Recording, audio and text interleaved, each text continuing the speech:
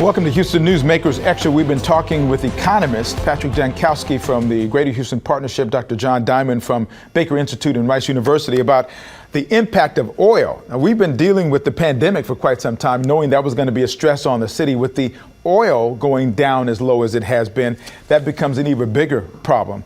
Patrick, let's talk from the Greater Houston Partnership. What kinds of things do you look at typically to look and see how healthy the city is, and how has what's been going on here over the last several months changed what you're forecasting to be taking place within our community?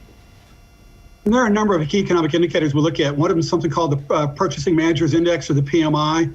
It's a survey of purchasing managers in the major manufacturing and similar operations around town, and ask them what they're seeing as far as work orders, as far as production, as far as sales, and so forth.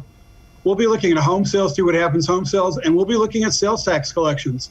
The sales tax collections follow the business cycle very closely, so those are three key indicators we're going to be focusing on. We are also surveying our members on a regular basis and asking them what's impacting their operations.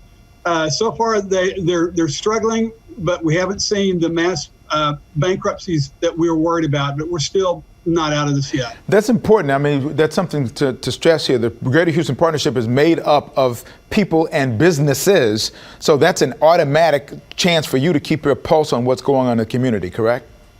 Yeah, and we have a survey, the results of which we're going to be releasing a little bit later on today. I can't tell them to you now because they're not a bit fully vetted, but we have surveyed our members and asking them some of the things they need, and it's what you'd expect. We're definitely concerned about cash flows, concerned about getting good advice on how to return, looking at personal protective equipment, concerns over social distancing and so forth. All those things are affecting people's willingness and ability to get back to work. Dr. Diamond, let's talk a little bit about you talked earlier about how slow you think it's going to take to get going once things are, quote, better.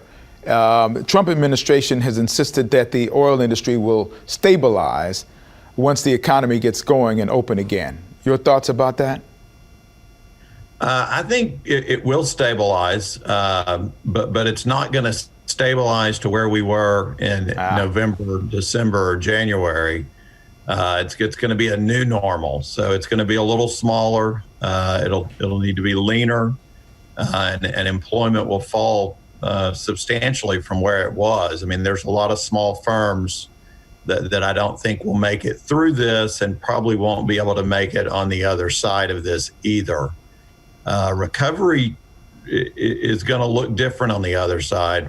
Restaurants, I mean, it's not just restaurants opening. People have to feel comfortable in the restaurants. Right. And so will as many people go out as we used to see? I'm not sure about that.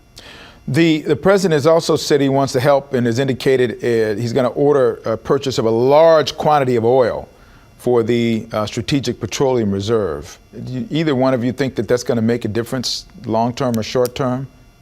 Gosh, if he could be purchasing 10 barrels a day, maybe, but no, I don't think it's going to have an impact. Yeah.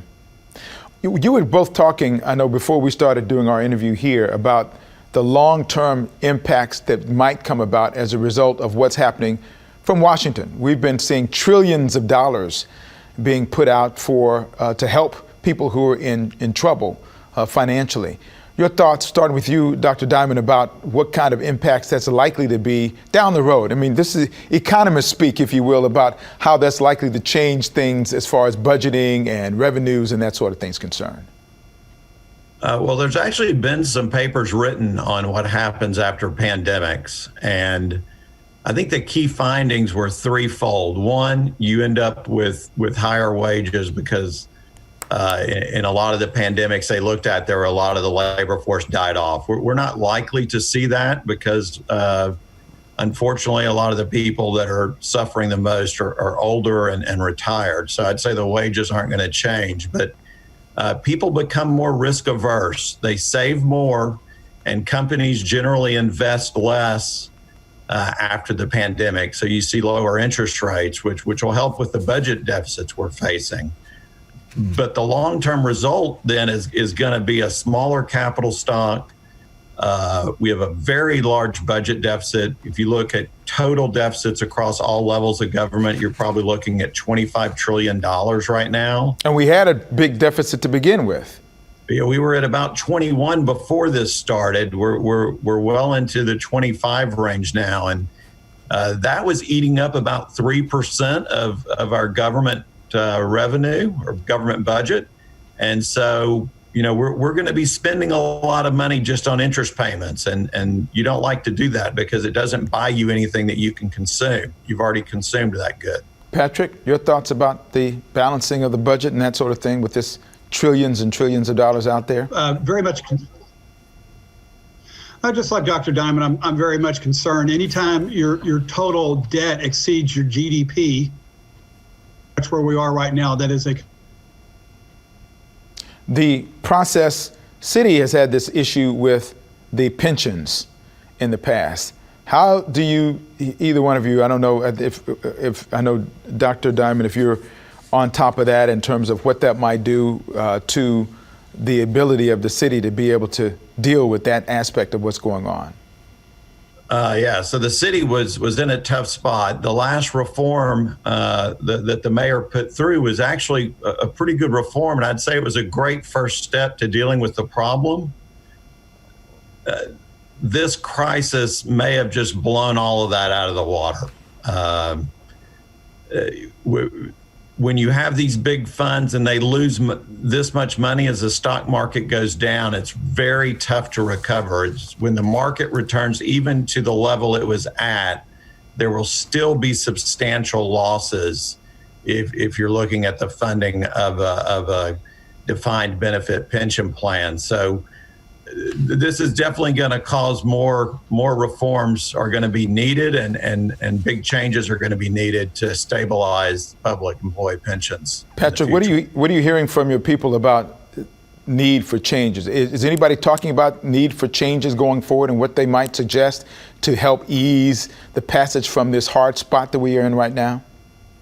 If you're talking about just the economy in general, as I said earlier, we are surveying our members. We're trying to come up with a plan that'll be released sometime early next week, which will give some insights and some guidance on it.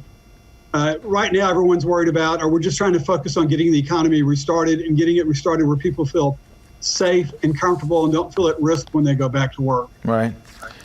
Well, I want to thank you both for coming in. Appreciate your insight today. We need to get the unvarnished truth. It's not necessarily pretty, but it is what it is, and that's what economists do well. So thank you both for coming on. We appreciate it. Newsmakers Extra is available for everyone. Those of you who are watching on our website, certainly you're free to go ahead and share it with everybody you know. It helps us all. Thank you, Dr. Diamond. Patrick, thank you so much.